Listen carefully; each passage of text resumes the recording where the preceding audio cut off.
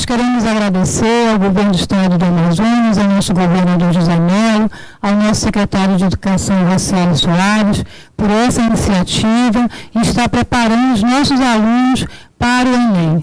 A partir de hoje, nós começamos esse novo desafio, com aulas durante todos os sábados, preparando todos vocês para esse grande exame em outubro. Então, nós começamos hoje essa jornada, teremos aulas todos os sábados e alguns sábados nós teremos aulas avaliativas, aulas com itens do Enem. Hoje nós estamos aqui com alguns colegas do Departamento de Políticas e Programas, com professores. Estamos aqui com o professor Newton Carlos, representando a professora Vera, do Departamento de Políticas e Programas. Nós queremos também agradecer ao nosso secretário Algemiro, do Interior, nossa secretária da Capital, professora Nazaré, e todos que estão acompanhando este momento. Hoje nós teremos uma aula de Ciências da Natureza, uma aula de Biologia, falando de vírus e doenças tropicais virais, falando de dengue, chikungunya, de Zika, que é um assunto muito atual. E nós queremos relacionar essa aula de hoje ao que vocês veem todos os dias na sala de aula e as campanhas que estão acontecendo em massa em todo o Brasil. Então, agradecendo a participação de vocês e contando que vocês vão estar aí, do outro lado, todos os sábados, se esforçando, empenhados realmente em estudar e para que nós possamos ter um grande sucesso, uma grande aprovação dos nossos alunos no Enem de 2016. Muito obrigada, um bom sábado, um bom dia e uma boa aula.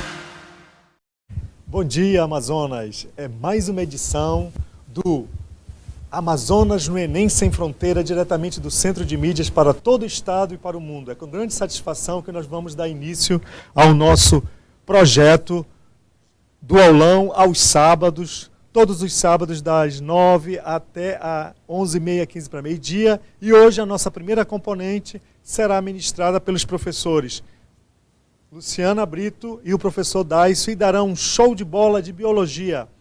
Aproveitem e tenham um bom ano, um bom início de aulão. A nossa aula de hoje sobre vírus e doenças tropicais. E aí, nós já estudamos lá no material de biologia, de ciências ou de biologia, os reinos da natureza. Vocês lembram desses assuntos? E lá entre os reinos da natureza tem os vírus. Os vírus, eles são seres acelulares, eles não possuem uma estrutura de célula. Então, esses vírus, eles têm de vários tipos. Eles podem infectar indiscriminadamente células animais e células humanas. Eles estão aí na natureza. Os animais podem ser reservatórios desses vírus também, tá? Partes de plantas também podem ter, e outros seres vivos em que tenham contato com o ser humano. Ou seja, o homem, ele entra no ciclo de vida, no modo de onde esses seres vivos estão e que estão na natureza. E aí, dessa forma, o homem, ele pode se contaminar, ele pode sofrer uma infecção, e aí serão denominadas de zoonoses virais. O nosso tema de hoje, como já foi dito por todos os nossos professores aqui anteriores, é que são as doenças tropicais. O que os vírus podem nos causar de doenças tropicais? Então, por que essa quantidade de doenças hoje estão existentes no mundo, como dengue, como chikungunya e como zika? Porque tem um processo de degradação ambiental, um processo de degradação que está associado ao nosso modo de vida. Como nós, eu aqui, Dyson, Luciana e cada um de vocês, nas comunidades onde estão, como que nós vivemos nesse ambiente? Como que nós nos relacionamos com esse ambiente, tá? Então aí, olha, inicialmente nós estamos apresentando os vários tipos de vírus, as características desses vírus que nós vamos comentar, mas em que animais esses vírus eles vivem, né? Eles, como já comentei, que nós estudamos lá em Reinos da Natureza, lembram? Reino Monera, Reino Protista, Reino Fungi, Reino Animal e Reino Vegetal, esses são apenas para os seres que têm uma estrutura celular. Os vírus não possuem uma estrutura celular característica como todos os outros que eu já citei. Então, eles precisam de outras células e de animais que já estão na natureza, né, ou dos nossos organismos para poder sobreviver. Então tem aí, ó, a doença raiva. Em que animais eles vivem? Nos morcegos, cães e gatos, né? O HIV, que é o vírus da imunodeficiência adquirida. Em que animais eles vivem? Em macacos, né, em vários tipos de primatas, como chimpanzés e outros animais africanos, tá? Em filmes é muito retratado a questão da transmissão de doenças entre macacos e para o homem. O sarampo, por exemplo, é um outro vírus, uma doença causada por vírus. Então tem no gado, né? E está aí na natureza há mais de 10 mil anos, há muito tempo as doenças causadas pelo sarampo, a doença sarampo ocorre no homem. E hoje, também há muito tempo, mas os vários tipos de gripe que nós temos, descendentes de um vírus, né? De aves ou de porco. Então, um característico disso, nós temos o H1N1, que também já aconteceu em nossos tempos, que vocês já ouviram falar. Então, tanto a gripe, sarampo, HIV e raiva e outras doenças são causadas por vírus e vivem comumente nos animais sem lhes causar doenças, mas no homem sim causa. A próxima, vamos ver aí, olha, como que ocorre essa transmissão entre estes animais e o homem. Tá? Então, tem certos tipos de vírus que eles não sobrevivem muito tempo fora de uma célula. Eles precisam estar em uma célula. E aí é que eles vão contaminar, né? Vão ter contato com células humanas e ali vão lhe causar uma infecção. Como nós vamos ver na nossa próxima cartela. De que forma esses vírus eles podem ser transmitidos, tá? Então, outros aí, ó, vírus da herpes, por exemplo, toques, qualquer contato com seres inanimados, com objetos inanimados que são denominadas de fômites, tá? Ou com outros modos de secreção, então tem aí a herpes. Raiva, por meio da saliva. O HIV são fluidos corporais, ou seja, de contato de órgãos genitais, esperma ou sangue. Podem transmitir o vírus do HIV. Gripe, sabe aquele espirro que você dá? Eu, pelo menos, não sei espirrar baixinho. Tem gente que espirra só... Vocês não estão me vendo, mas eu fiz aí só faz um barulhinho, mas tem gente que espirra atim, pronto, sabe aquele atim que vai as gotículas por todo o ambiente? Pois é, eu vou representar agora que eu estou aparecendo. Tem gente que espirra assim, e tem gente que faz assim, atim, não é? Todo o ambiente fica cheio de gotículas. Esses vírus da gripe são espalhados pela natureza. Pode voltar, por favor, para a tela. Aí, olha, tá? Então, por meio de risadas e de espirros, os vírus da gripe são espalhados no ambiente. Febre amarela, dengue e encefalites já são denominados de arbovírus, aqueles que vivem na natureza por meio de insetos, né? E aí, mosquitos que que necessitam do consumo de sangue. Então, sabe esse carapanã do nosso dia a dia que nos pica, né, de noite, quando a noite cai e eles vão para o ambiente e consomem o nosso sangue? Pois é, eles são denominados de hematófagos. Eles precisam desse sangue para sobreviver. Nós vamos apresentar mais detalhes. Poliomielite e também os vírus da hepatite A e E. Os porquês da hepatite A e E aí bem discriminados, porque eles são favorecidos, a presença deles, em ambientes degradados de água ou de consumo de alimentos, como tem escrito aí nessa coluna esverdeada. Já a hepatite B e C, nós não vamos tratar aqui, são vírus, tá? Nós não vamos tratar porque não tem essa relação de degradação ambiental. Aí nós vamos ver agora um vídeo. Prestem atenção como que no sangue, ao ter contato com o nosso sistema, né, circulatório, como é que os vírus se comportam? Acompanha aí nesse vídeo conosco. Eles vão ter contato com essas células de defesa CD4, olha só. Vão ter uma atração entre eles, química, né, dessas células, para que eles possam, então, continuar o seu processo de infecção, a ponto de fazer com que essas células morram. Tá? E aí verão outras no nosso organismo, que são os macrófagos, estão aí em rosa, ó, essas células, que eles vão, olha só, são atraídos, tá? Olha só o que vai acontecer, eles vão tentar nos proteger desses vírus, tá bom? A ponto de poder, passa as informações para o CD4 que fica ativado. Desculpa. É dessa forma, olha aí ele cochichando para as células CD4. É dessa forma que nós passamos a ter imunidade. Essa imunidade nossa, o nosso organismo reconhece, olha aí agora essa célula em branco, B, ele reconhece que o vírus pode nos contaminar, entrar em nosso organismo e vão passar a nos defender.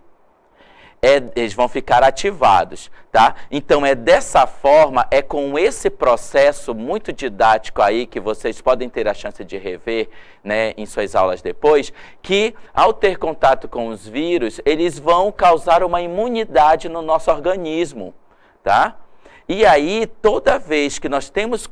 isso é um processo da imunidade, de como a imunidade é desenvolvida, não é? E aí, olha só, eles estão vigilantes, eles passam a nos proteger, olha só, eles passam a nos proteger diante do contato com esses seres, com esses organismos. Carregados com anticorpos, eles entram na corrente sanguínea, tá? E liberam esses anticorpos nessa corrente sanguínea para poder neutralizar os vírus. Olha só, lá vai eles, olha, todos, olha só, atacaram os vírus. Vocês viram? O que vai acontecer?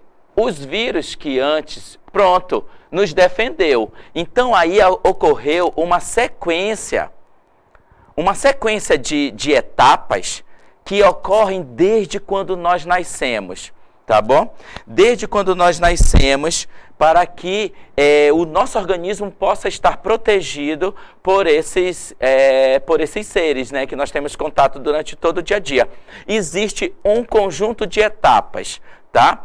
Primeiro, de um reconhecimento, para poder esse nosso organismo se preparar para defender, para que posteriormente, lá com outras células, né, que são estimuladas no nosso organismo, se possa termos defesa. É por isso que nós adoecemos uma vez, na maioria das doenças nós adoecemos uma vez e não adoecemos mais esses seres vivos, esses micro-organismos estão na natureza, mas o nosso organismo está preparado para nos defender.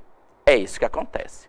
Vamos para a tela aí, que vai ter um resumo. Olha só. Então, temos um vírus, tá? Como que, quando não acontece esse processo de defesa, aí vai acontecer a doença. Nós já mostramos no vídeo como que acontece a defesa. Quando nós não temos esse processo de defesa, e por vários motivos, porque nós estamos estressados, porque nós não nos alimentamos direito, né? Porque o nosso organismo, ele pode não ter as condições ideais para nos defender. Aí vai acontecer essa sequência de etapas aí nas setas, tá? Então tem um vírus, denominado de fago aí. O DNA desse vírus, ele vai penetrar em uma célula de bactérias, por exemplo, só demonstrando o processo de reprodução deles, de como eles vão se replicar, tá, no nosso organismo. E aí ele vai se integrar, vai haver uma associação do DNA do vírus, né, com o DNA da bactéria, e vai formar um denominado profago.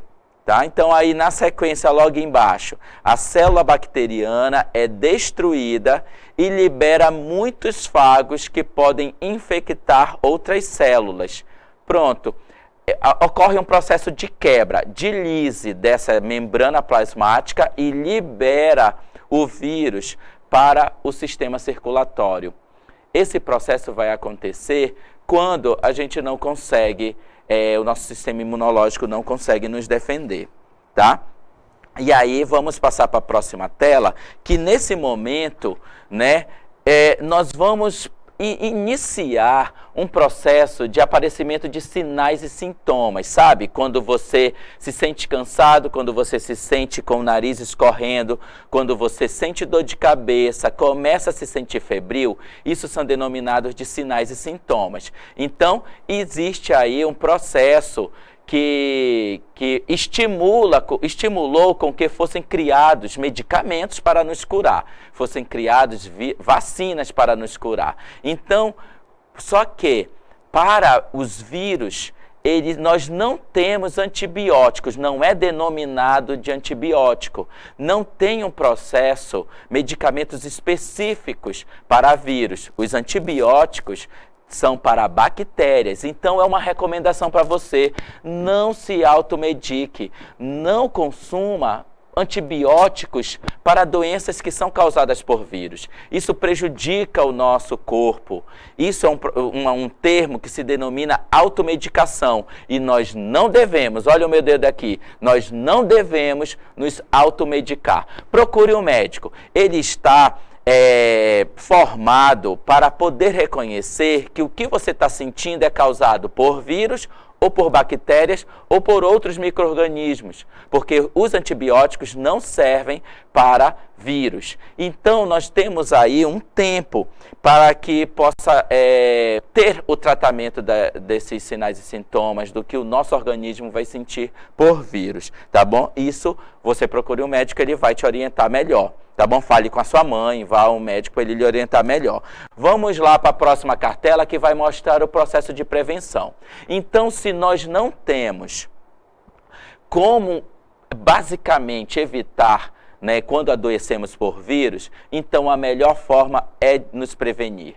Sabe aquela quando o caderneta da criança, do menino, a caderneta da menina, né, azulada, é bem assim, né, Luciana? No Sistema Único de Saúde tem cadernetas específicas. E lá, se você lembra, quando era muito pequenininho, tem um calendário de vacinas para você tomar essas vacinas, né, ao longo do tempo. Então, quais as formas de prevenção? Além da vacina, tem o saneamento básico, tem o seu contato com o meio ambiente e tem os cuidados pessoais. Esse conjunto são as melhores formas de evitar com que as doenças virais ocorram. Você tem ouvido constantemente pela televisão, né, essas formas de prevenção. Os cuidados com o ambiente pessoais dependem de você, na cidade que você mora, em qualquer local de beira de rio, você ribeirinho, você de zona urbana, você de zona rural, todos nós que vivemos aqui na capital, para as questões que são ambientais, dependem muito de nós. E você tem ouvido pela televisão isso, mas existem formas de prevenção que dependem de laboratórios. Vamos ver agora na tela. Tá? Olha só, vacinação. Como é que se produz uma vacina? Por meio dos próprios vírus. Lembrando que se os vírus, o nosso organismo, ele vai entender, vai reconhecer esses vírus para causar uma imunidade natural, são esses mesmos vírus que vão ser utilizados para fazer vacinas. E aí o que significa uma vacina? É um falso ataque, tá? Ele, por meio da vacina, desde quando você é bebê, que a gente começa a tomar espetada aí, você chora quando toma vacina? Eu acho que eu não chorava não, Luciana, você chorava? Chorava? Eu acho que eu não chorava não sei, eu não lembro disso, pessoal. Mas as vacinas, elas vão simular um falso ataque. Eles vão ajudar a colocar esses vírus ou mortos ou atenuados no nosso organismo para poder estimular esse nosso sistema de defesa a produzir aquela defesa que foi mostrado no vídeo anteriormente, que era um processo natural.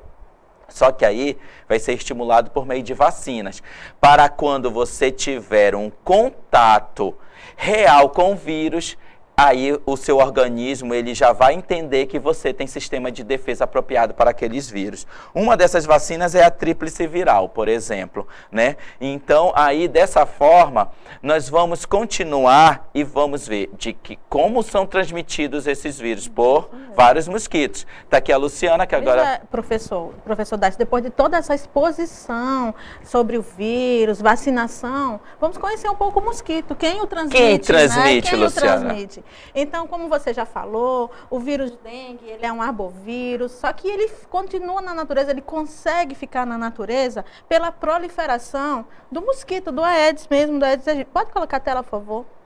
Desse mosquito aí, do Aedes aegypti, que é um vetor que está... em alguns momentos ele fica sem controle, né?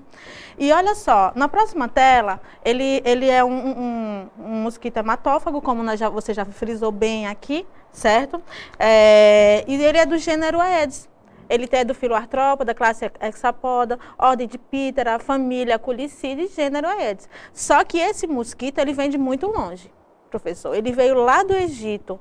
Só que para aqui, para o Brasil, ele foi trazido através de navios que traziam escravos lá da África. Vamos conhecer um pouquinho dessa história, professor? Vamos ver então, Luciana. Olha aí, acompanhe a história desse mosquito. Esse vídeo. Rio de Janeiro, 1903. Esta equipe está combatendo o mosquito Aedes aegypti. Rio de Janeiro, 2015. Esta equipe está combatendo o mosquito Aedes aegypti. 112 anos depois, o país continua refém de um inseto de menos de 1 centímetro. Para entender por quê, o primeiro passo é conhecer a história. Como o nome indica, o Aedes aegypti surgiu no Egito. O Aedes aegypti veio da África, ele veio de carona nos navios que transportavam os escravos aqui para o Brasil. Os ovos vieram nesses recipientes em que se guardava água para o consumo, e aqui o mosquito fundou novas colônias. Logo começou a fazer estrago. Era o transmissor da terrível febre amarela.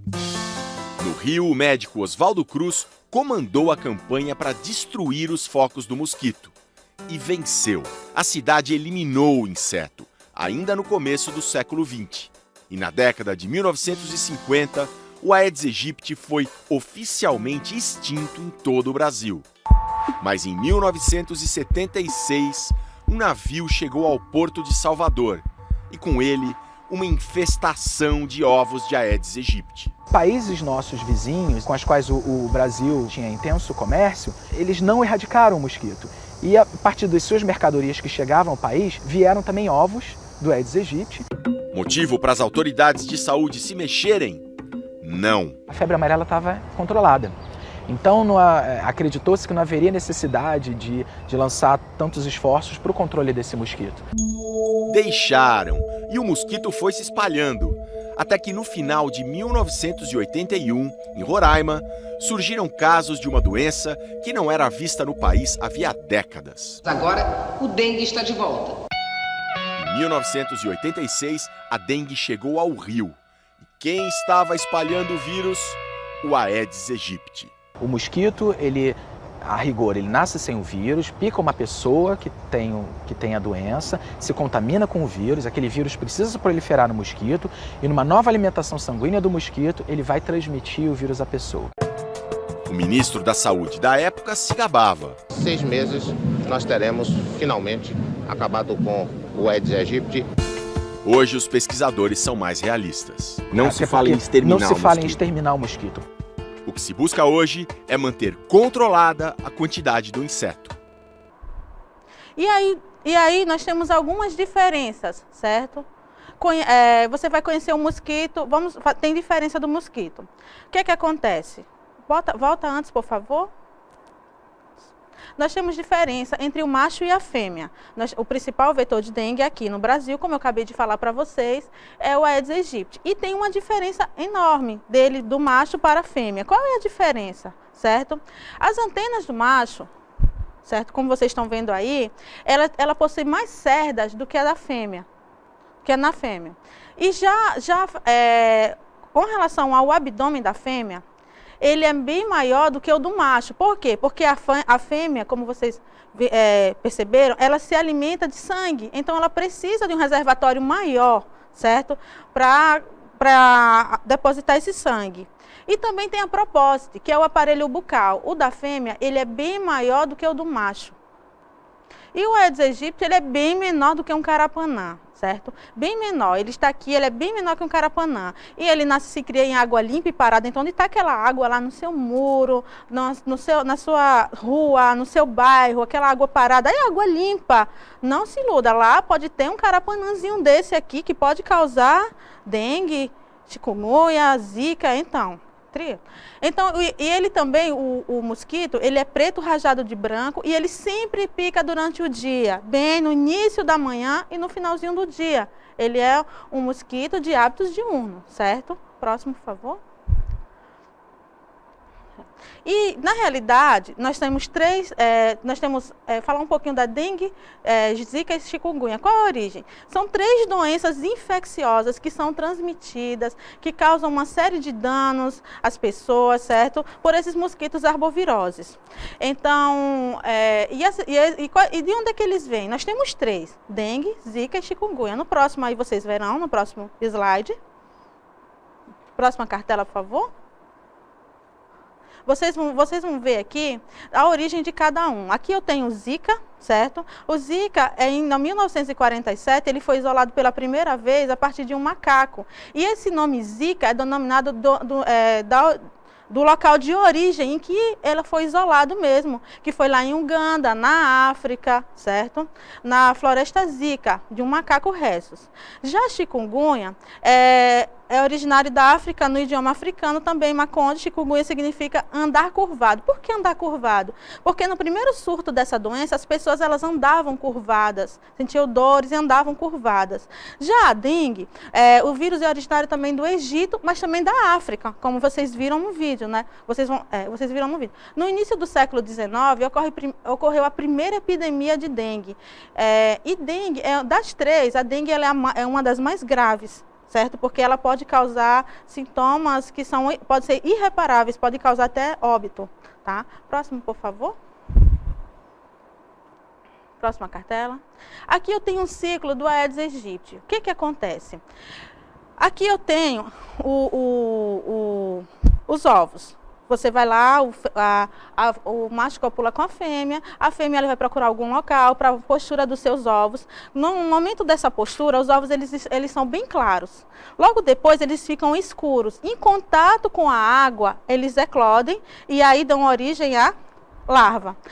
O estágio larval é o estágio de crescimento e de alimentação, onde essa larva ela vai se alimentar bastante e vai crescer. E se transformando logo na pupa, certo? Que a pupa é aquele estágio que fica entre o estágio larval, de metamorfose mesmo, e o mosquito adulto, certo? E após a pupa vem o mosquito adulto. Tudo isso tem um tempo, gera um tempo. Próxima cartela, por favor? Tem um tempo. Para cada estágio desse, você vai ter um tempo para que ocorra cada um desse. No caso, os ovos. Os ovos, para eclodirem, eles levam de 2 a 3 dias. 2 a 3 dias eles estão eclodindo e se transformando em larvas.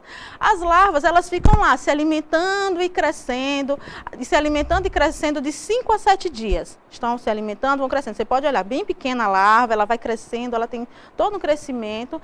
No estágio de pupa, que é aquele de metamorfose, em que ele vai se transformar mesmo daquele estágio larval para o inseto, ele leva de 2 a 3 dias. Já para que o inseto ele se torne adulto, ele já tem um tempo bem maior. Ele vai levar de 45 a 60 dias. Próxima cartela, por favor. Bem, então aqui vocês são uma imagem, né, do Aedes albictus e do Aedes aegypti, já ele com um inseto adulto, após 45 a 60 dias. Vamos passar agora um vídeo que vocês vão conhecer um pouquinho mais da história desse mosquito, certo? Vamos passar aí, fica com vocês.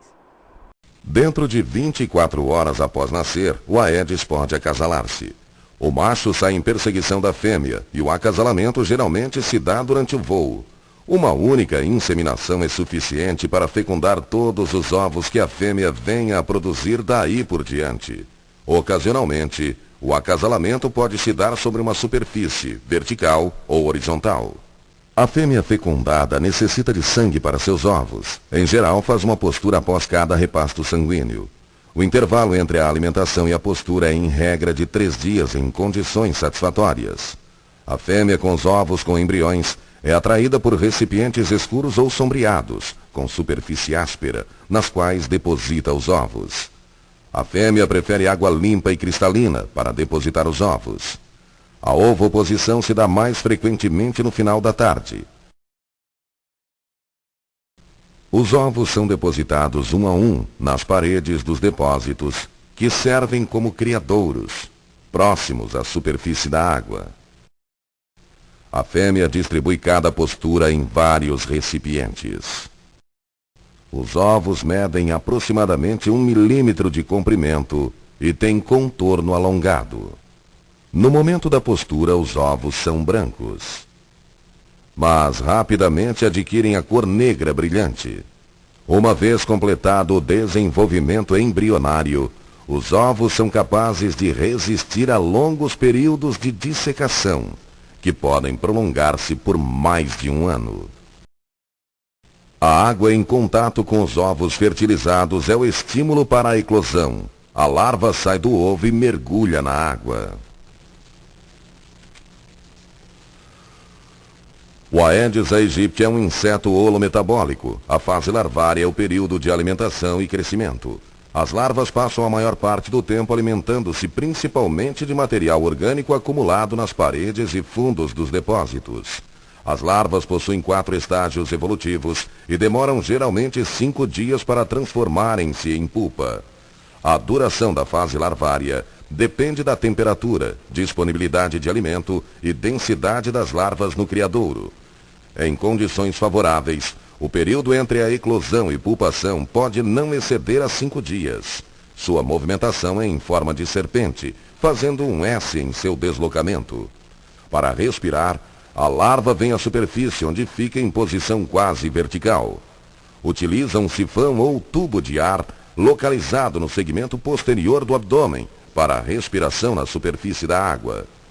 É sensível a feixes de luz e a movimentos bruscos da água, deslocando-se com rapidez, buscando refúgio no fundo do recipiente. Pupa. É nesta fase que ocorre a metamorfose do estágio larval para o adulto. As pupas não se alimentam. Quando inativas, se mantêm na superfície da água flutuando, o que facilita a eclosão do inseto adulto. A pupa tem um par de tubos respiratórios ou trompetas que atravessam a água e permitem a respiração. A pupa é dividida em cefalotórax e abdômen. Na lateral tem a forma de uma vírgula. Elas se movimentam de forma bastante ágil para o fundo do recipiente e voltando rapidamente para a superfície. O estado pupal dura geralmente de 2 a 3 dias.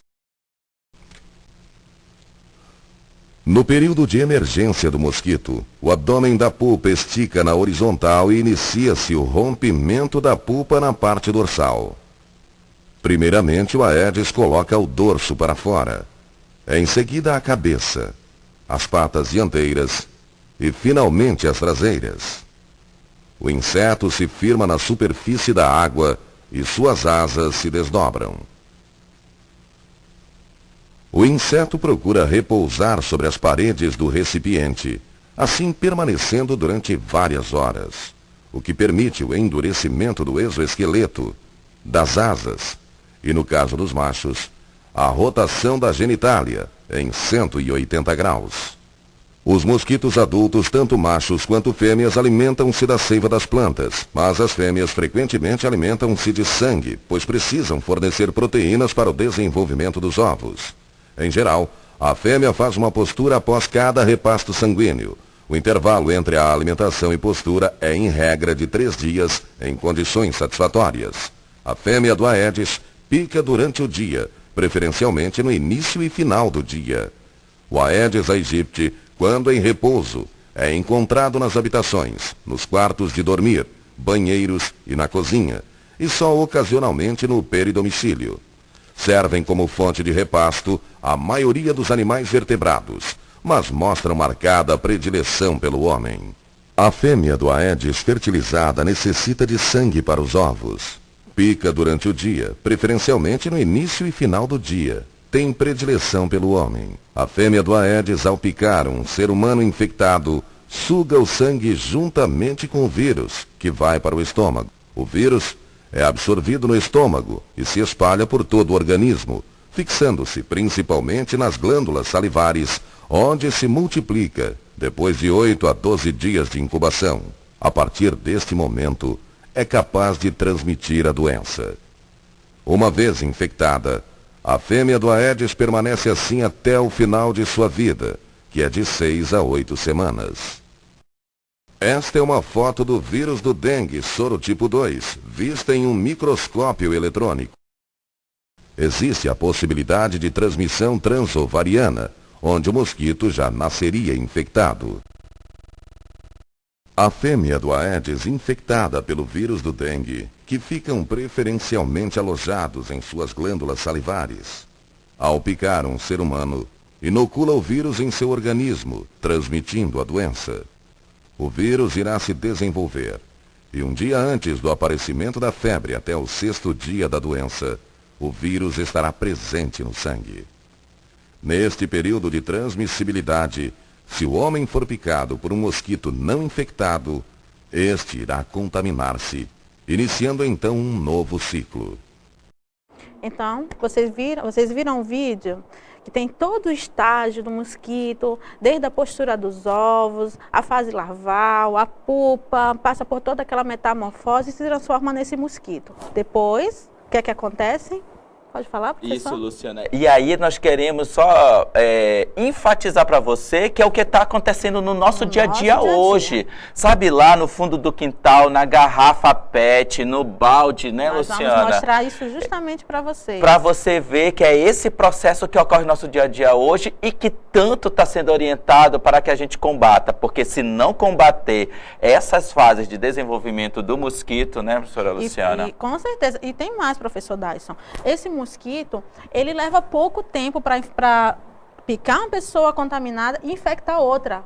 Olha, bota a próxima cartela. Leva pouquíssimo tempo, ele leva até só 28 dias. Aí está a transmissão do vírus da dengue por Aedes aegypti, certo? Ali nós temos a alimentação do mosquito, que é o período que chamamos de viremia, onde esse mosquito ele pica uma pessoa que está infectada com esse vírus, certo? E aí tem um período de incubação dentro do mosquito, que o vídeo demonstrou muito bem lá. Sim. Logo após, ele vai precisar se alimentar. Por quê? Porque ele teve a cópula com o macho e ele precisa se alimentar de sangue para alimentar seus ovos, né?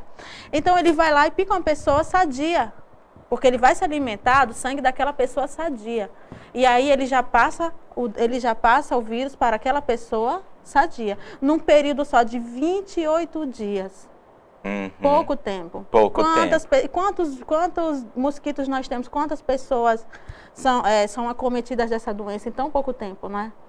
Então, próximo, por favor. E como nós estávamos falando aqui, a transmissão ela pode ocorrer, sabe, em locais que vocês nem imaginam, dentro, fora do domicílio, num local de trabalho, na área de lazer, parque, sei lá, enfim, uma série de locais, esses mosquitos estão em todos os locais, certo?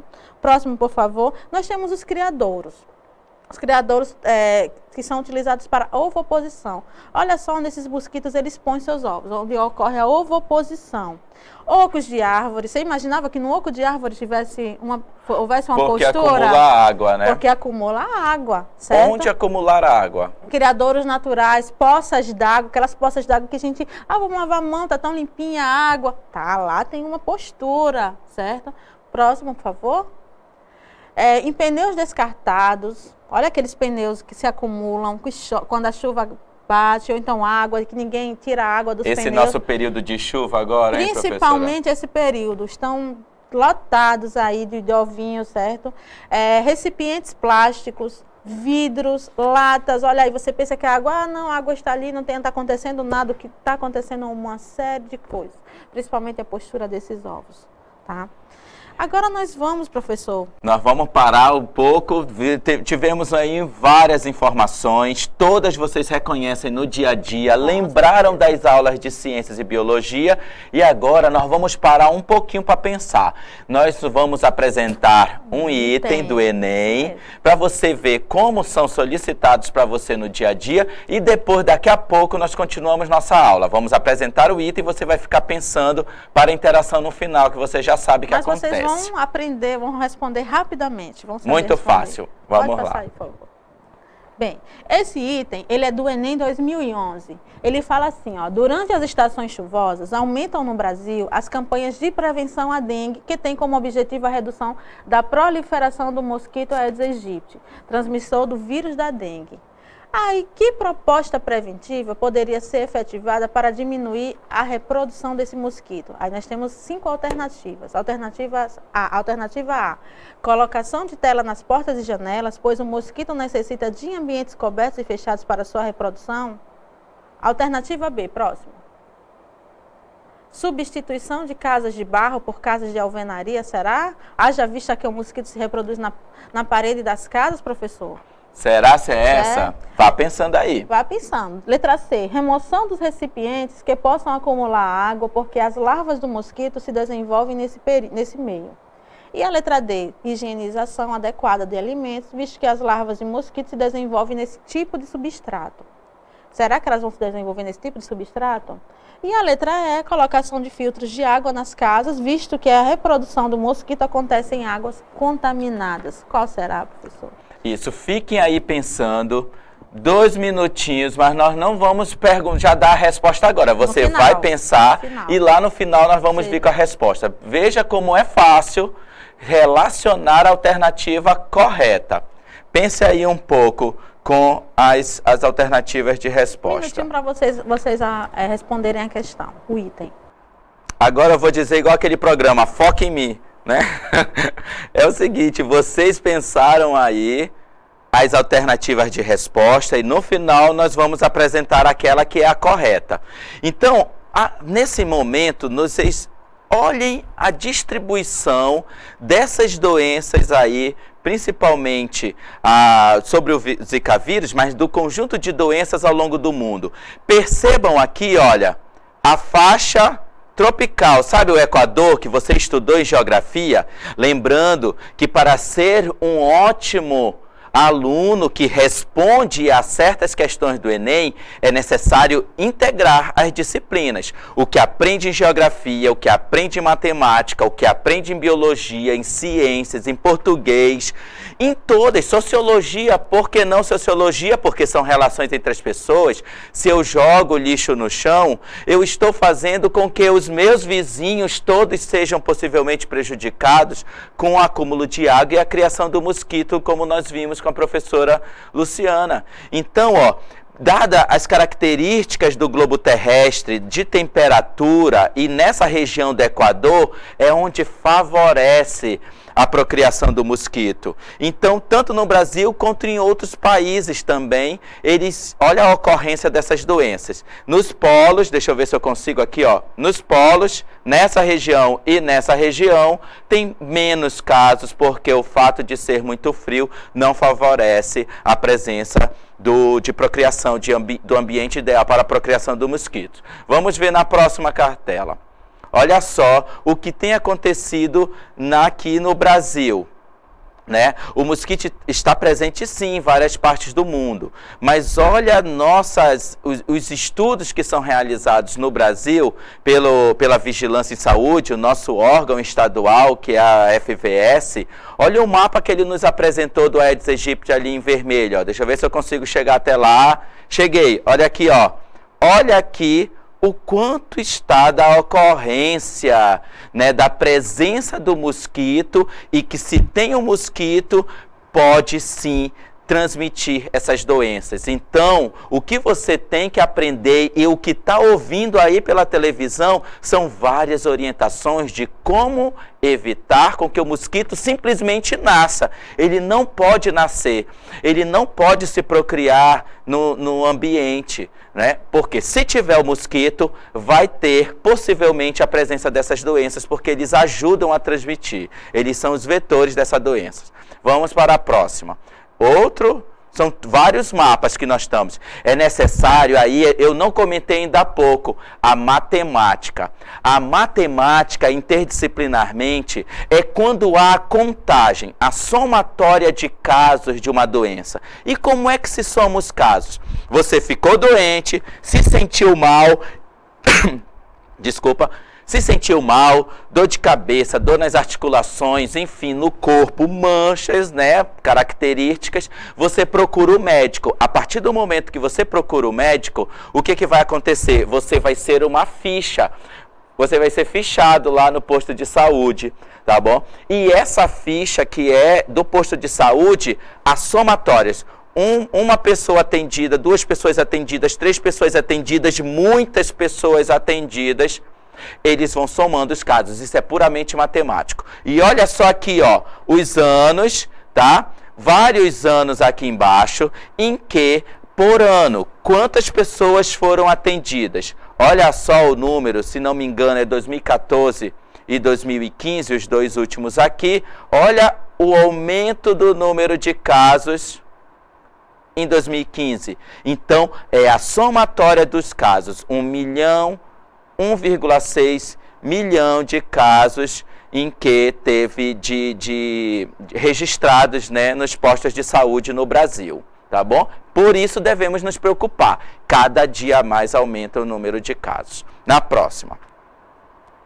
Olha só a distribuição para dengue dos sorotipos. Eles podem ter vários sorotipos, tá bom? Então, esses sorotipos, dengue 1, dengue 2, dengue 3 e dengue 4, tá aqui a legenda, vamos ver se eu consigo chegar até lá, ó. Aqui, ó, a legenda, tá? Nessa legenda aqui tem as cores do dengue tipo 1, o dengue tipo 2, o dengue tipo 3 em verde e o tipo 4 em vermelho. E olha a distribuição deles, vamos ver se eu consigo chegar aqui, ó, desde o sul para o norte, tá? Então, quais são os tipos de dengue? Reconheça, interprete. Isso é português agora. Você vê uma imagem e você tem que interpretar a informação que está nesse gênero textual, que é uma imagem. Qual é a cor? Você vai ver a legenda. Sempre que você encontrar isso nos cadernos, né, do Enem, na sua prova, você tem que procurar todo o conjunto de informações que vão te dar para te estudar. Agora eu estou falando com dengue, mas pode ser para qualquer assunto. Procure a legenda. A legenda está por cor. Olha agora o mapa. Quais as cores que estão distribuídas? Não é um item que eu não vou mostrar para você um item, mas pela cor. Qual é o tipo de sorotipo de dengue que mais ocorre? Fala aí. Qual é o tipo de dengue que mais ocorre? Tipo 1. Olha o azul, sorotipo 1, o azul, a cor azul, mas tem de todas as cores um pouquinho, o amarelo, o vermelho e o verde. Tem de todas essas cores, tá bom? Então, é necessário você ver a imagem e interpretar. Isso já é português. Ler, eu não vou mais comentar o que está aqui porque eu já falei, mas ler, tá? O que está escrito o que está apresentado nessa imagem. Próxima. Outro tipo de informação, em gráficos também. Já tem dizendo aí quantas pessoas morrem por dengue. Mortalidade, que é denominado tecnicamente de óbitos, tá? Então, o que significa isso, esses óbitos? Olha só, 79% dos óbitos em relação ao ano de 2014 e olha a comparação com 2013. Tem matemática também aí, porque tem porcentagem. Você sabe como é que calcula uma porcentagem? Relembre lá da aula de matemática como é que calcula uma porcentagem. Os conhecimentos são interdisciplinares, eles estão integrados. Veja no mapa aí, olha. Em 2013, em 2014 e em 2015, o número de óbitos, de mortes por dengue. O que tem acontecido ao longo do tempo para 2015? Aumento, olha aqui a barra, ó, daqui até aqui, ó. Olha só aonde vai chegar no mapa. Deixa eu ver se eu consigo chegar até lá. Olha aqui, ó. 811 casos. Você tem que... É um gráfico da matemática. Você aprendeu a fazer um gráfico. Esse é o eixo Y. Esse aqui é o eixo X. E aí, ó, estão distribuídos no eixo X os anos e no eixo Y o número de casos. Em 2015, lá na escala, você reconhece o número de casos. Se você não tivesse o número de casos escrito aqui, você tinha que ir lá na escala para poder ver aproximadamente quantos casos tem. Próxima. Um mapa, olha a geografia. Eu nem comentei da geografia no outro mapa, mas agora lembrei da geografia. Olha a geografia nesse mapa da distribuição das áreas, né, que estão com vetores, com os insetos, né, de dengue, o Aedes aegypti. Então tem aqui uma legenda que eu quase não estou conseguindo ver. Professora Luciana, o que está escrito ali? Tem aí pelas cores, mas vamos lá. Pelas cores, eles têm em vermelho, em amarelo e em verde. É o que você tem que procurar de interpretação.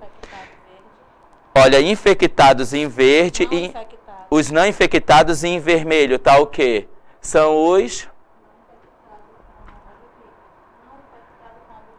No estado do Amazonas, nós temos aí as informações dos vetores, tá? Do Aedes aegypti, que é a informação que tem o Aedes aegypti em vermelho. Olha só, você que está aí no seu município, em zona urbana, em zona rural, que você está na telesala e olha o meu município onde é que está. Eu estou bem aqui, ó. Eu estou em Manaus. Manaus está bem aqui, ó, onde eu estou apontando.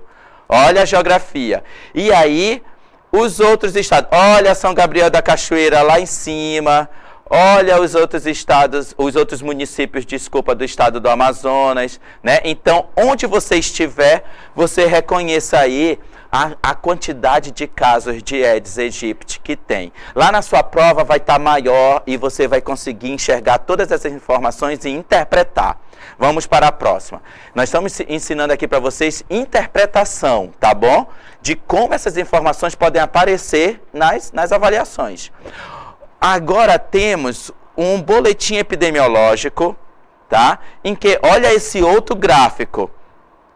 Ele é apenas uma linha que está sendo apresentada, ó, ao longo das semanas epidemiológicas. Isso é um termo técnico da epidemiologia, da vigilância sanitária, que a Secretaria de Saúde, tanto do município quanto do estado, né, a Fundação de Vigilância em Saúde, eles fazem como que são contados esses casos em semanas epidemiológicas. Então, desde a primeira semana de janeiro até a última semana de dezembro, Em 2016, eu fui procurar para você, são 52 semanas epidemiológicas. E por semana, iniciando domingo e terminando no sábado, são feitas as contagens. Então, ao longo dessas contagens, por semana, da semana 1, deixa eu ver se eu chego até lá, tá aqui, ó, a semana 1, e nesse caso aqui, o ano é de 2015 e 2016, olha,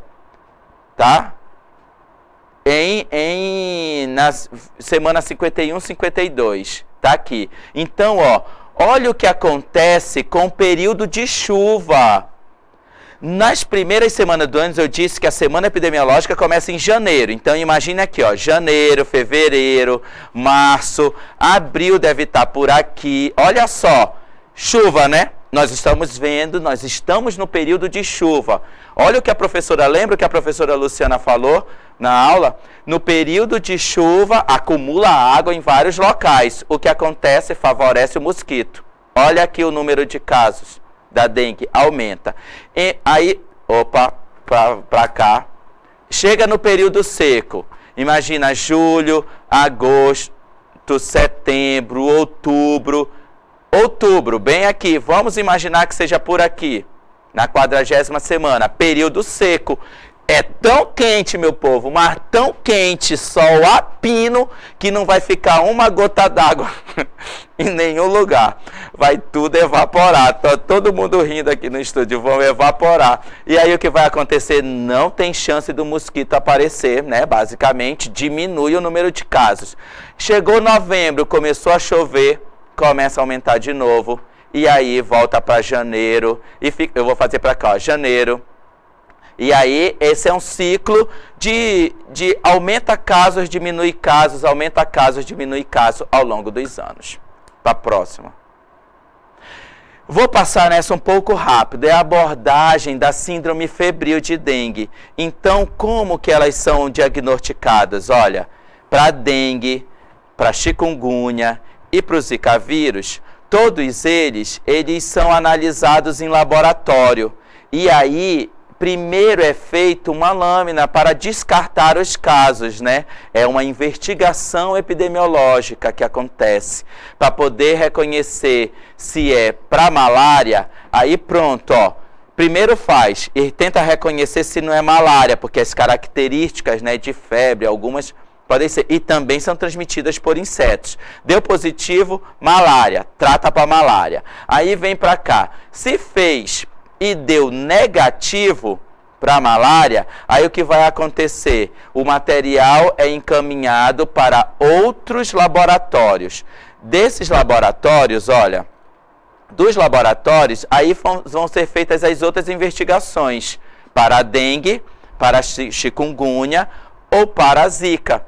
E aí, para cada um desses, eles vão ter também outros modos de ir separando os diagnósticos, porque é sindrômico febril, está ali escrito em cima.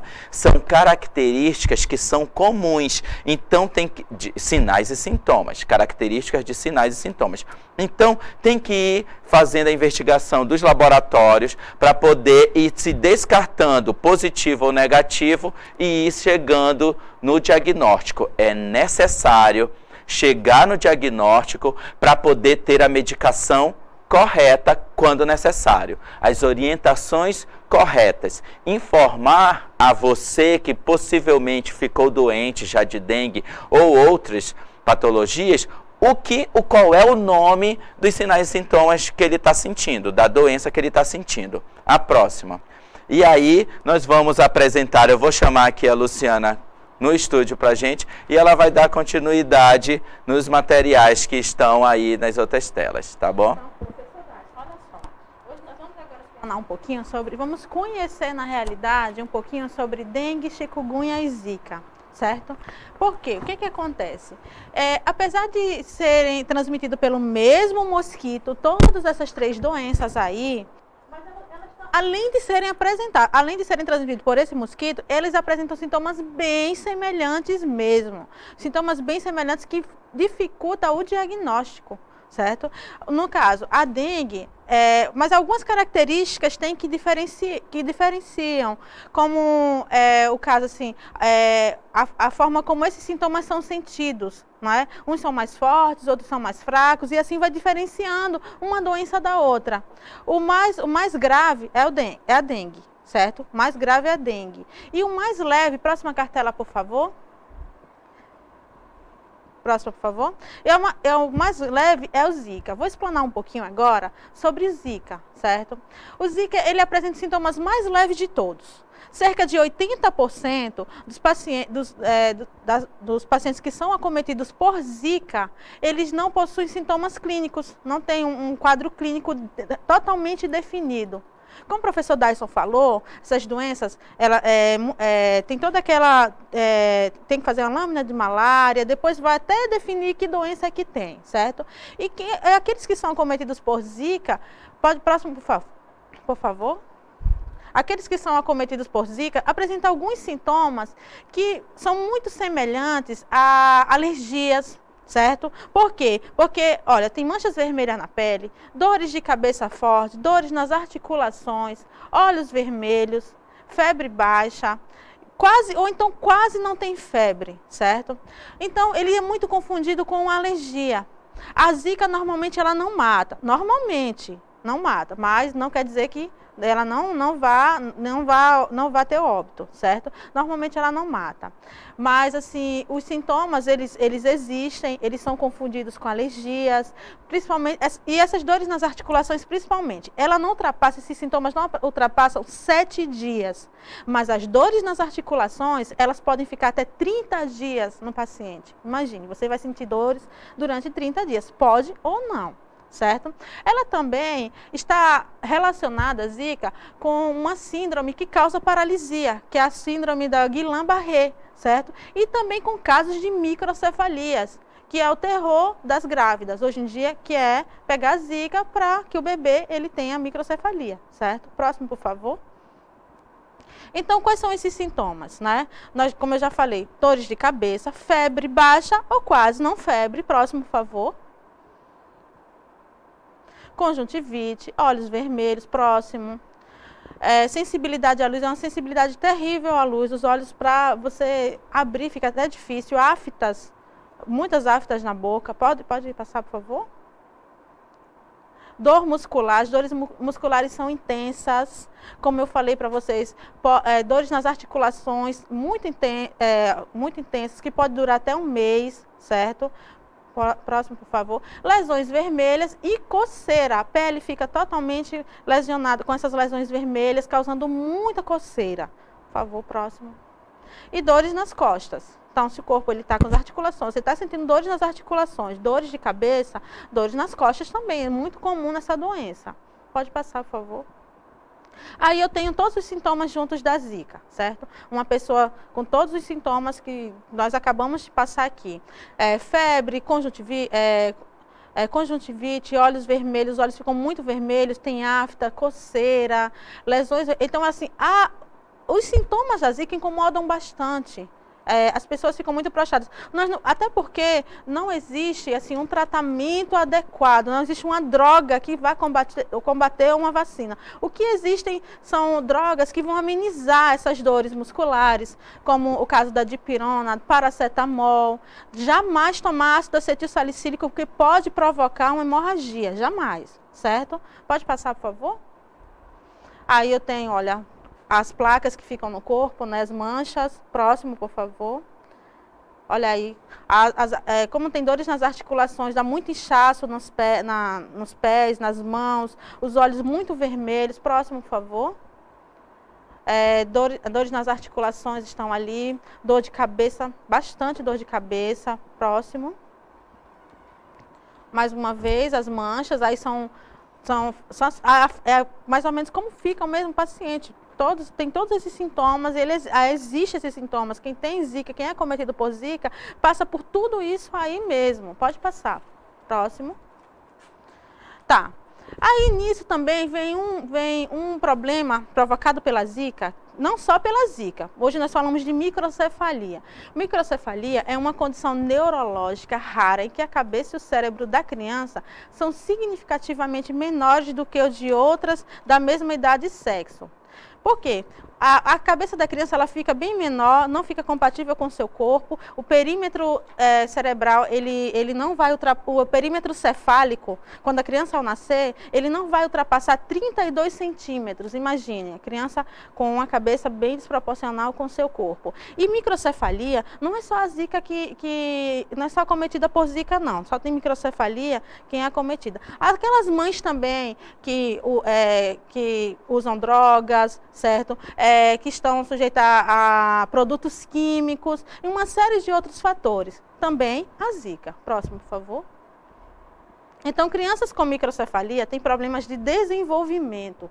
Não há uma cura definitiva para a microcefalia. Não existe essa cura. O que existe é um tratamento que a criança é feito de 0 a 3 anos, que vai melhorar a qualidade de vida dessa criança. Por quê? Porque nesse período o cérebro ele está num desenvolvimento bem rápido, está em constante desenvolvimento, está desenvolvendo de uma forma bem rápida. Então, de 0 a 3 anos, então, tem esse tratamento para melhorar a qualidade de vida dessas crianças, certo? Próximo, por favor. Então, aí eu tenho algumas imagens, crianças que foram acometidas por zika. Pode passar, por favor. Olha aí, criança muito bonita, mas com zika, a cabeça bem menor que o normal, né? Próximo, por favor. Tá.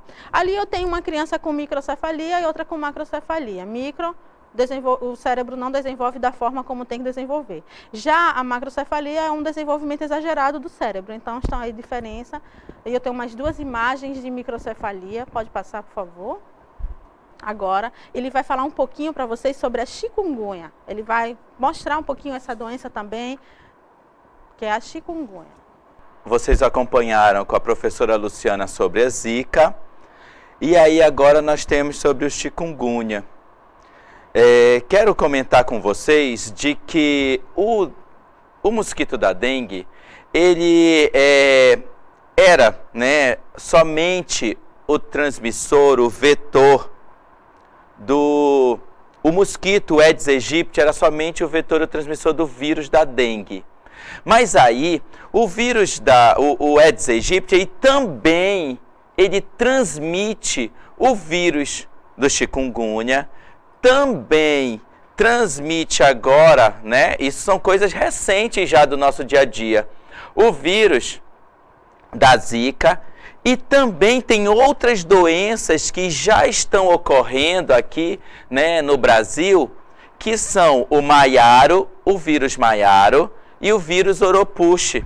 Mas ainda não tem um número de casos de pessoas doentes sobre. Então, olha só a importância de se evitar com que a procriação, ou que esse mosquito, né, ele se procrie, porque ele está sendo o vetor, o transmissor de várias doenças. Nós vamos agora ler um pouco mais sobre o chikungunya, que nós temos aí essa tabela. A tabela vocês também aprendem em matemática, como é que se faz uma tabela. E aí, olha, as organizações em colunas, né? Colunas, ó, várias colunas, tá?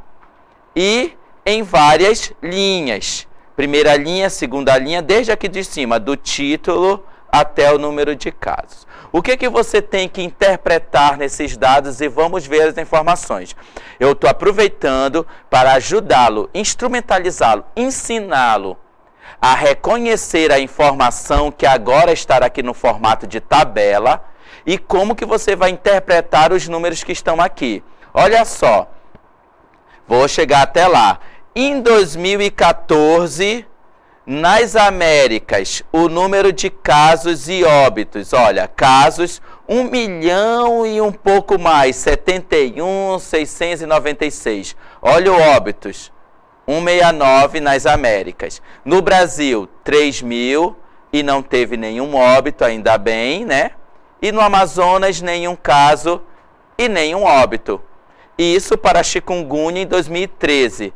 Mas olha só as características, tanto das Américas, no Brasil e no Amazonas o que tem acontecido. Olha só as semanas epidemiológicas dos primeiros das 8 semanas epidemiológicas de 2016, que são janeiro e fevereiro, tá bom? Olha só, o número de casos de chikungunya no Brasil saltou de 2014 para 2015 para 17 mil casos.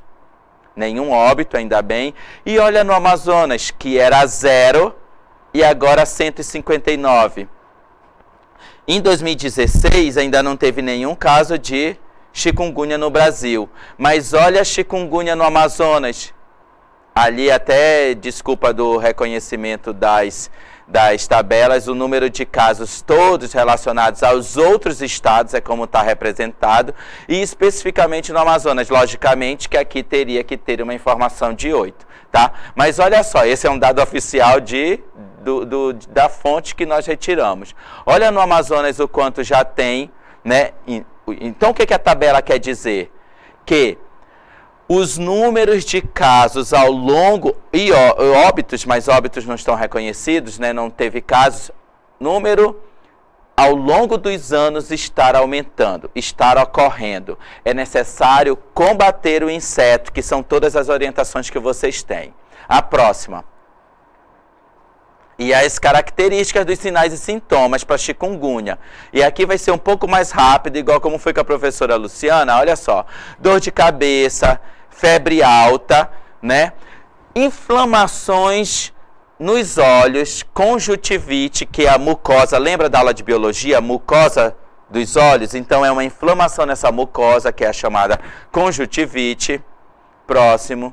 Dores nas articulações, ó, nós sentimos, né? E aquela que não dá vontade de levantar, você tá cheio de dor e aí não consegue se movimentar direito, porque chikungunya dá dor nas articulações. Nos músculos, você sente, característicos das doenças como dengue, chikungunya e zika, com as suas variações de intensidade, tanto em febre quanto nas manchas, mas e dores musculares também. E o período de dias. Olha aí, dor muscular. Na próxima. As manchas tão características, né? Também em regiões pelo corpo, né? Variações do tamanho dessas manchas e como elas estão distribuídas no corpo. Outras. Que aí tem o que vai, todas as informações a respeito. Dores nos ossos e articulações acompanhadas de inchaço e vermelhidão, forte dor de cabeça, perda do paladar, né, e do apetite nas nossas papilas gustativas, náuseas e vômitos, febre altas, né, o cansaço que é causado por essas dores no nosso corpo. Então, são as características da doença chikungunya. Mas se você sentir algumas dessas, não podem tomar remédio em casa. Tem que procurar o médico para ele registrar, para ser registrado no sistema de saúde que aquela doença aconteceu no seu bairro e que a orientação do medicamento seja a mais adequada para o que você está sentindo. Na verdade, para o vírus não vai ter medicação. O que vai ter é a manutenção dos sinais e sintomas, o controle, o conforto que o nosso organismo vai ter para poder você conseguir passar os 7 a 10 dias com esses sinais e sintomas. A próxima. Olha aí as manchas pelo corpo, tá bom? O cansaço, né, que causa por essas dores e as constantes manchas. Olha aqui. Tá? Os inchaços nas articulações, olha só como fica. Isso causa dor, né? E você se sente extremamente cansado a ponto de não conseguir levantar e de comprometer suas atividades do dia a dia. A próxima. As características, olha aqui, ó, bem do lado, deixa eu ver se eu consigo, bem aqui em cima, ó. Vem aqui em cima. As dores nas regiões, né, onde estão os linfonodos, o sistema linfático, que vai, por onde vão passar esses micro-organismos. Você deve ter estudado isso lá em ciências, em biologia. As dores nas articulações, dores de cabeça e febre, né? O que vai acontecer? Isso são características em 3 fases. Fase aguda, subaguda e pós-aguda e fase crônica, quando o número de dias e o que você está sentindo se prolonga ao longo de um tempo maior. Então tem fases do desenvolvimento e o chikungunya pode ter um período maior do que as outras doenças. O próximo. Olha só aqui, ó. Vocês estão vendo? É possível ver a vermelhidão, né? Nas estruturas do corpo, elas podem estar um pouco maiores ou tão pequenas que unidas possa parecer uma só, mas elas se distribuem ao longo de todo o corpo, né? Nós temos casos aqui no bairro onde estamos de colegas de trabalhos que adoeceram e você, né, pode também ter já visto pessoas aí no seu bairro que com essas características de manchas. Aí recomende, você já sabe reconhecer, de que ele procure um médico. Próximo. Olha as articulações inchadas, olha só. Então é característico de que essas patologias, elas causam dor. Imagina, o seu tecido está esticado, a pele está esticada, o movimento das articulações, ó, né? Não consegue mexer direito. O pé, vocês não estão vendo o meu pé, mas os braços aqui, ó, a gente não consegue mexer direito. Isso é característico. Na próxima. Vamos ver agora já sobre outra patologia que é a dengue. E aí eu vou chamar, daqui a pouco vai entrar a professora Luciana. Vai entrar uma tela agora, dengue, e a professora Luciana vai entrar no estúdio. A dengue é sem dúvida a doença mais grave desses 3 aí. Fora Zika, que foi explanada por mim, chikungunya pelo professor Dyson. E aí nós temos agora a dengue. A dengue é sem dúvida a mais grave, certo? Seus sintomas, elas vão do leve, moderado, pode causar até a morte, certo? E o dengue também, ele possui 4 tipos de dengue. Dengue 1, dengue 2, dengue 3 e dengue 4, certo? Pode próximo, por favor. Existem 2 tipos. Nós temos aí nessa cartela a dengue hemorrágica e aqui mais à frente a dengue clássica, certo? Todos os sintomas estão aí, dores de cabeça, dores nas articulações, falta de ar, isso na dengue clássica, certo? Os olhos, dores nos olhos, vermelhidão, só que isso daqui tudo acontece na dengue clássica. O que acontece? Quando há uma alteração na coagulação sanguínea, aí acontece dengue hemorrágico.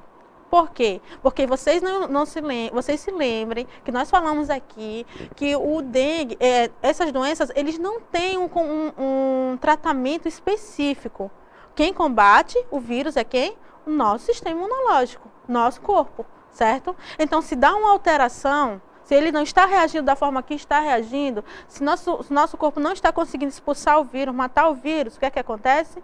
Então sempre vai dar uma alteração maior. Aí acontece casos de dengue hemorrágica. Dengue hemorrágica, ela está ela é bem mais grave. Então acontecem dores fortíssimas no abdômen, certo? Sangramentos nos tecidos, nas mucosas. Nós temos também a pressão, ela cai bastante. A pressão sanguínea, ela cai muito, certo? De uma forma assim que a pessoa dá tontura, falta de ar, um cansaço extremo.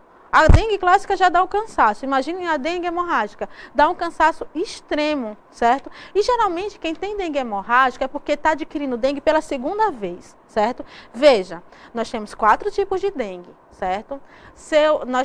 Vamos dizer que você tem a dengue tipo 1, certo? Aí você voltou a ter dengue tipo 2. O seu organismo, quando você teve dengue tipo 1, ele está imune para o dengue tipo 1 e temporariamente para os demais sorotipos. Temporariamente, temporariamente. Não quer dizer que você nunca mais vai ter os outros 3 sorotipos. Então, quando você é acometida novamente dessa doença, aí vamos dizer que você vai ter o sorotipo 2, 3 ou 4, que pode evoluir para um dengue hemorrágico, porque o teu sistema imunológico, o teu organismo não está preparado para isso, certo? Então, pode ter toda essa evolução. Próximo, por favor.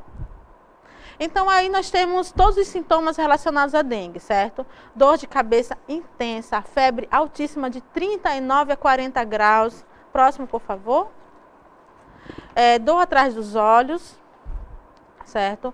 Possível sangramento do nariz, mesmo no clássico, certo? No hemorrágico é demais, sem controle. Possível sangramento do nariz. Dores nas articulações, essas dores são intensas nas articulações, você fica realmente prostrada, por isso que não consegue se levantar, como o professor Dyson falou, de cama mesmo. Então, essa doença, ela deixa a pessoa bem prostrada, bem acometida mesmo. Pode passar o próximo. Dor muscular. Dores musculares são terríveis. Próximo. Manchas vermelhas na pele também, fica toda a pele fica, ao exemplo das outras, com manchas avermelhadas, mesmo, manchas vermelhas, com placas mesmo na pele. Próximo, por favor. Náuseas e vômitos, da tontura, perda de peso, então, todo mundo que tem dengue sempre vai perder peso, certo? Porque você não vai conseguir se alimentar, da náusea, vai dar tontura, dores musculares, dores de cabeças terríveis, febre altíssima, então você não consegue se alimentar. Próximo, por favor.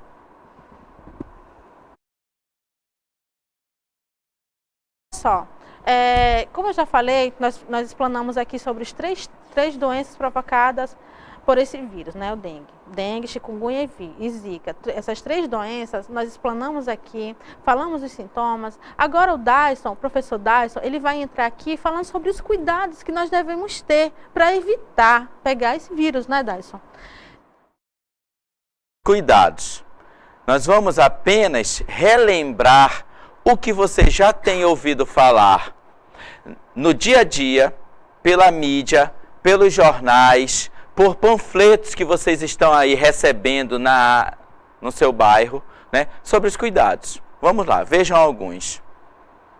Coloque areia nos vasos de plantas, evite aquelas plantinhas, se você tem em casa, né, que acumule água. Não deixe, não deixe com que os ovos possam ser procriados aqui. Ele passa 1 ano em áreas, né, sobrevivendo somente o ovo. Então, deve-se evitar. Qualquer coisa, pegue esse pratinho aqui e lave para retirar os ovos da área que estão aderidos na parede desses pratinhos. No próximo. Olha só, sabe as suas casas aqui, quando chove? A canaleta de água, ela pode ficar água acumulada. Deixa eu ver como é que eu faço aqui, para frente e para trás, aqui, talvez assim. Ela pode ficar água acumulada aqui. Evite, não deixe. Aí também é um local de procriação de ovos. Os ovos eclodirem e você nem está vendo, está lá em cima, né, de casa e não está vendo. Evite. Diga para o seu pai, papai, pode ter água acumulada na canaleta lá do telhado. Diga para ele observar se não é uma área de procriação de ovos de dengue. Com cuidado, hein? Cuidado com a escada, para não cair. Próximo. Olha só, vocês estão vendo aqui, ele está colocando aquela tela esverdeada contra insetos. Em áreas ribeirinhas, em áreas rurais, provavelmente tem, né? Você já tem visto por aí. Então, é uma forma de se evitar com que os insetos entrem em nossas casas e eles possam lá consumir o nosso sangue, que foi dito já bem, né, em aulas, em momentos anteriores da nossa aula, que as fêmeas precisam do sangue para poder, na maturação dos ovos. Então, você pode evitar desse jeito também. Próximo. Agora chegou o que mais se encontra, que são água acumulada em recipientes. Garrafa PET, lixos de lata de óleo, sabe aquele lixo, tudo que é de lata, tudo que é de recipiente, copinho de café.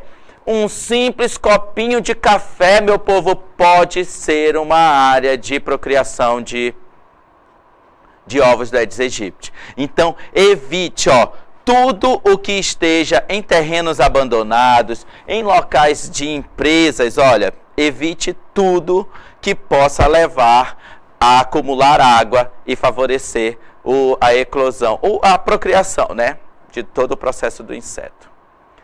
Usar repelentes é uma orientação. Por que usar repelentes? Olha aqui, vou tentar chegar lá, Olha uma mão com repelente e olha uma mão sem repelente.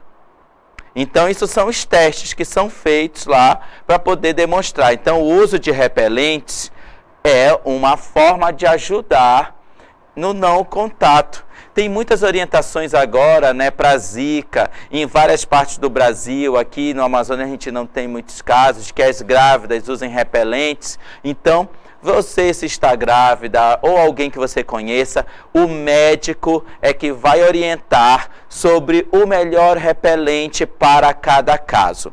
Não vá em uma farmácia e me dá um repelente, compre um repelente e use para os casos das grávidas. É só uma orientação a mais. Tem que ter orientação médica para grávidas no uso de repelente. Enfim, procure o médico. Aqui nós temos, olha, atenção, é um desafio para todas as autoridades de saúde pública. Olha só, todos, as secretarias municipais de saúde, as secretarias estaduais, todos os órgãos envolvidos. É um desafio, porque depende de você que está em casa combater o mosquito, tá bom? É necessário. Potencial de epidemias explosivas por esses 3 vírus. Então, nós já estamos vendo isso. O número de casos de epidemias, o número de casos dessas doenças aumentando. Medidas de controle dos vetores com eficácia.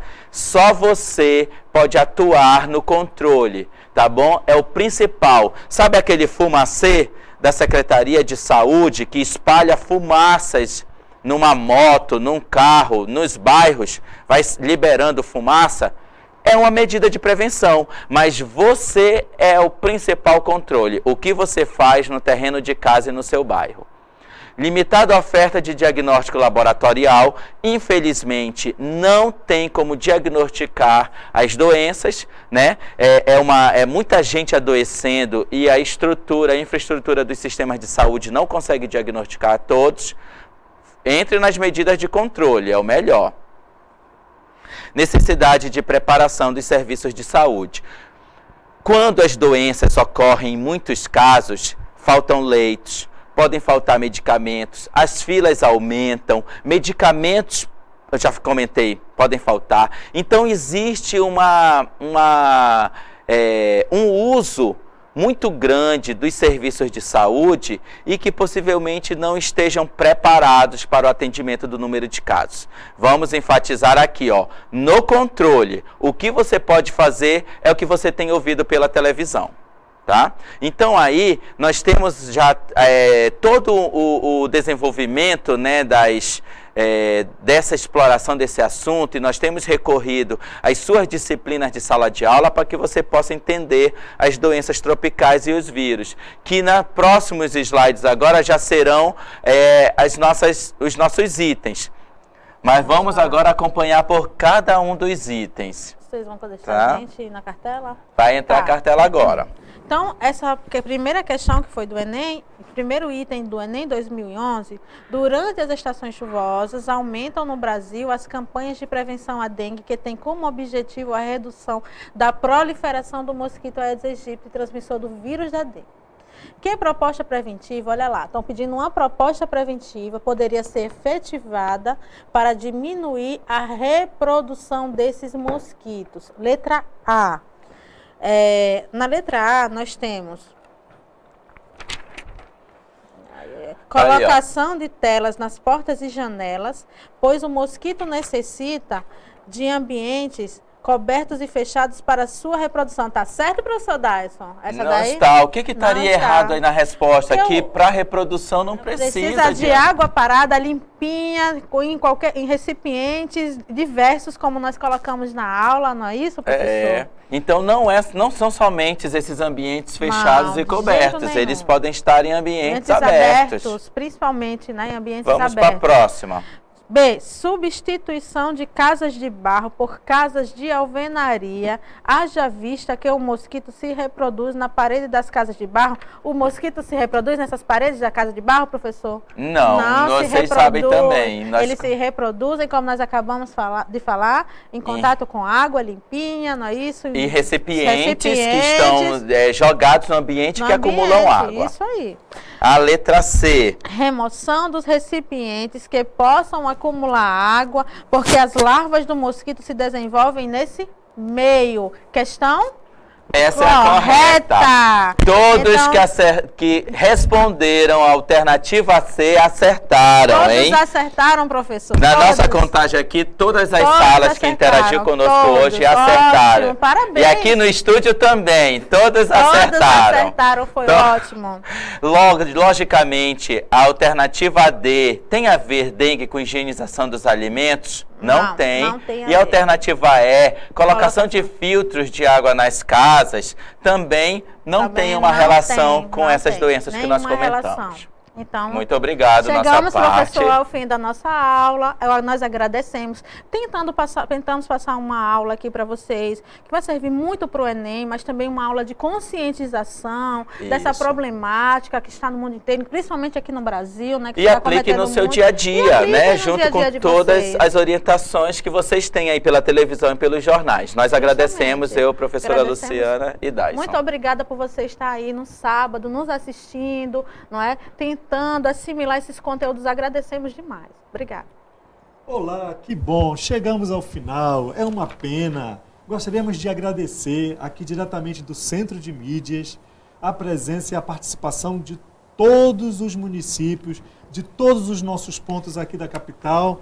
E lembrando que é o Governo do Estado do Amazonas, a Secretaria de Estado de Educação, no Amazonas Sem Fronteira. E lembrando que sábado nós teremos o nosso show de bola, a nossa aula de física. O nosso muito obrigado, fiquem com Deus, tenham uma boa semana. Obrigado ao DEP, obrigado à secretária, a nossa secretária pedagógica nos apoiando. É a secretaria no Amazonas Sem Fronteira. Até sábado, meus amigos.